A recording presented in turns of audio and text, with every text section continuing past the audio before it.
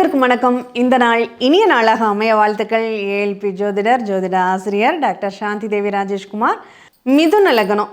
இந்த மிதுன லக்னம் நீங்கள் இப்படி தான் இருப்பீங்க அப்படின்னு பொதுவாக சொல்லிட முடியுமா? நிச்சயமாக சொல்ல முடியாதுங்க, சொல்லவும் கூடாது. ஏன்னா அந்த மிதுன லக்னத்தில் இருக்கக்கூடிய அந்த 9 நட்சத்திர பாதங்கள் இருக்குது. மிதுன லக்னத்தில் மிருகசிரீஷ நட்சத்திரம், திருவாதிரை நட்சத்திரம், புனர்பூச நட்சத்திரம் அப்படின்னு இயங்க ஆரம்பிக்கும். இந்த மிருகசிரீஷ நட்சத்திரம் மிதுனத்தில் போகும்போது என்னாகும், அது ஒரு ஏற்றத்தாழ்வு இருந்துக்கிட்டே இருக்கும். ஒரு நல்ல விஷயத்தையும் யோசிப்பாங்க, ஒரு கெட்ட விஷயத்தையும் யோசிப்பாங்க. இது ரெண்டுக்கும் நடக்கக்கூடிய அந்த போராட்டமே ஒரு வாழ்க்கையாக போயிடும். தப்பாக யோசிப்பாங்க, அது லாபமாக இருக்கிற மாதிரி தோணும், ஆனால் அங்கே பிரச்சனைகள் அதிகமாகிடும் அப்படிங்கிறது தான் அங்கே உண்மை. அதனால் அந்த மிருகசிரீஷம் 3ஆம் பாதம் முதற்கொண்டு இந்த 3ஆவது பாதம் நடக்கும்போது நிறைய திட்டமிடல் அப்படிங்கிறது அவங்களுக்கு இருக்கும். அந்த திட்டமிடலை ரொம்ப அவங்க சுலபமாகவே அந்த திட்டமிடலை போட்டுடுவாங்க. ஆனால் அது பலனாக வரணும் இல்லையா? அந்த பலனாக வரும்போது அவங்க கொஞ்சம் தடுமாற்றங்களை சந்திச்சு அதுக்கப்புறம் அந்த பலனை அவங்க எடுக்கும்போது அதனுடைய வழி வேதனைகள் அவங்களுக்கு புரியும் அப்படின்னு சொல்லலாம். இதே மிருகசிரீஷம் 4ஆம் பாதம் போகும்போது என்ன பண்ணுவாங்க, கண்டிப்பாக அவங்க சோதனைகளை சந்திக்கக்கூடிய ஒரு காலமாக அது மாறிடும் அப்படின்னு சொல்லப்படுது. ஏன்னா அவங்களுடைய அந்த கோபத்தில் கண்ணுமணி தெரியாமல் பேசுகிறாங்கன்னு சொல்லுவாங்க இல்லையா? அது ஏன் இப்படி கோபம் வருது, அந்த கோபத்தால் தான் அவன் வீணாக போயிட்டான் அப்படின்னு சொல்கிறது இந்த மிருகசிரீஷம் 4ஆம் பாதம். இந்த மிருகசிரீஷம் 4ஆம் பாதம் போகும்போது கூடுமான வரையும் அவங்க மௌனமாக இருந்துட்டாங்க அப்படின்னா பிரச்சனைகள்லேருந்து தப்பிச்சு வந்துடுவாங்க. ஆனால் இருக்க விடாது. ஏன்னா கிரகங்கள் வழியாக தான் நமக்கு பேசுது, நட்சத்திரங்கள் வழியாக தான் இந்த கிரகங்களே நம்மக்கிட்ட பேசும். அப்போ அப்படிப்பட்ட ஒரு சூழ்நிலையில் இந்த மிருகசிரீஷம் 4ஆம் பாதம் போகும்போது ஒரு கரடுமுரடான பாதைகளை அவங்க கண்டிப்பாக சந்திச்சே ஆகணும் அப்படிங்கிற ஒரு நிகழ்வு இருக்குது. சரிங்க, இப்போ திருவாதிரை மாறிடுச்சுன்னு வச்சுக்கோங்க. இந்த திருவாதிரை போகும்போது ஆஹா சூப்பராக இருக்கும், ஒரு மாயையான உலகத்துக்குள்ளே வந்துட்டோம் அப்படிங்கிற மாதிரியான ஒரு எண்ண ஓட்டங்களை ஏற்படுத்திடும். அதுவே இந்த திருவாதிரை 1ஆம் பாதம் இருக்கு இல்லையா? இந்த 1ஆம் பாதத்தில் அவங்களுக்கு தேவையான விஷயங்களை ரொம்ப சார்பாக அடுத்தவங்களை வச்சு அடுத்தவங்களுக்கு ஒரு உபதேசம் பண்ணுற மாதிரியோ அல்லது அடுத்தவங்களுக்கு ஒரு உதவி செய்கிற மாதிரியோ பண்ணி அதனால் அவங்க நன்மைகளை அடையக்கூடிய ஒரு வாய்ப்புகளை அங்கே கொடுக்கும் அப்படின்னு சொல்லலாம். இதுவே இந்த திருவாதிரை 2ஆவது பாதம்னு வச்சுக்கோங்களேன்.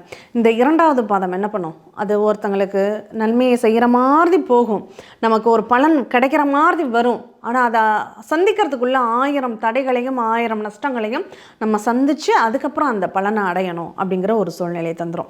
அதை திருவாதிரை 3ஆம் பாதம் அப்படின்னு எடுத்துக்கிட்டோமே, அந்த நேரத்தில் நம்ம என்ன பண்ணினாலும் அந்த செயல்களால் நமக்கு சாதகமோ பாதகமோ கிடைக்காது. அது ஒரு இழுபறியான ஒரு சூழ்நிலைகளை தந்துக்கிட்டே இருக்கும். இந்த நேரத்தில் என்னால் முடியும் அப்படின்னு நம்ம போய் இறங்கணும் அப்படின்னா கண்டிப்பாக மாட்டிக்குவோம். அதனால் இந்த திருவாதிரை 3ங்கிறது நமக்கு பிரச்சனைகளை தரக்கூடிய ஒரு நிகழ்வு அப்படிங்கிறத புரிஞ்சுக்கணும். இதே திருவாதிரை 4 சூப்பராக இருக்கும். இந்த காலகட்டங்கள் உங்களுடைய வாழ்க்கையில் சாதகமான பலன்களை சந்திக்கக்கூடிய ஒரு வாய்ப்புகளை அது கொடுத்துக்கிட்டே இருக்கும். ஒரு தெய்வ பலம்னு சொல்லுவோமே, அந்த தெய்வ பலம் கிடைக்கும். இந்த திருவாதிரையை என்ன பண்ணுவோம், தெனாலிராமனுடைய நட்சத்திரம் அப்படின்னு சொல்லுவோம்.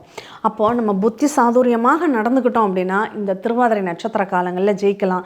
அது எப்போ ஜெயிக்கலாம், திருவாதிரை 1ஆம் பாதமும் 4ஆம் பாதமும் போகும்போது உங்களுக்கு வரமும் வாய்ப்புகளும் காத்துக்கிட்டு இருக்கும். அதில் நீங்கள் ஜெயிக்க முடியும். 2லேயும் 3லேயும் ஜெயிக்கிறது ரொம்ப சிரமம். அந்த நேரத்தில் நம்ம அமைதியாக இருக்கிறதே நல்லதுங்கிற ஒரு புரிதலை நம்ம எடுத்துக்கணும். இதுவே புனர்பூச நட்சத்திரம் வரும்னு வச்சுக்கோங்க. இந்த புனர்பூச நட்சத்திரம் 1ஆம் பாதம் போகும்போது என்ன பண்ணுங்க, ரொம்ப ஹாப்பியாக இருக்கிற மாதிரியான ஒரு எண்ண சூழலை கொடுக்கும். அதுவே நமக்கு ரொம்ப கடினமானதாகவும் இருக்கும். ஒரு சந்தோஷத்தை அனுபவிக்கணும்னா அதுக்கு ரொம்ப ஹார்ட் ஒர்க் பண்ணணும் அப்படிங்கிறத இந்த புனர்பூசம் 1ல் நீங்கள் தெரிஞ்சுக்கலாம்.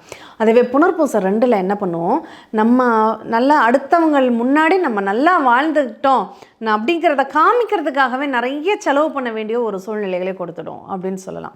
இதே புனர்பூசம் 3ஆவது பாதம் மட்டும்தான் இல்லை நம்ம இந்த லக்னத்தில் இந்த தப்பெல்லாம் பண்ணியிருக்கோம், அதெல்லாம் இனிமேல் நம்ம பண்ணக்கூடாது, இந்த இடத்துல நம்ம சுதாரிக்கலைன்னா எப்போவுமே நம்ம வாழ்க்கையில் சுதாரிக்க முடியாதுங்கிற ஒரு தெளிவு பிறக்கக்கூடிய காலம் இந்த புனர்பூசம் 3ஆவது பாதம் அப்படின்னு சொல்லலாம்.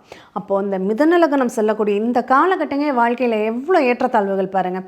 அப்போது ஒரு விஷயத்தை புரிஞ்சுக்கிட்டால் நமக்கு எப்படி நடக்கும், புரியலைன்னா அந்த விஷயத்தினால எவ்வளோ கஷ்டப்படுவோம் அப்படிங்கிறத இந்த நட்சத்திரங்கள் நகர நகர நகர நம்ம அட்சயலக்கண பத்தி ஜோதிடத்தில் ரொம்ப தெளிவாக புரிஞ்சு அதுக்கு தகுந்த மாதிரி நம்மளுடைய செயல்களை மாற்றிக்கொள்ள முடியும்.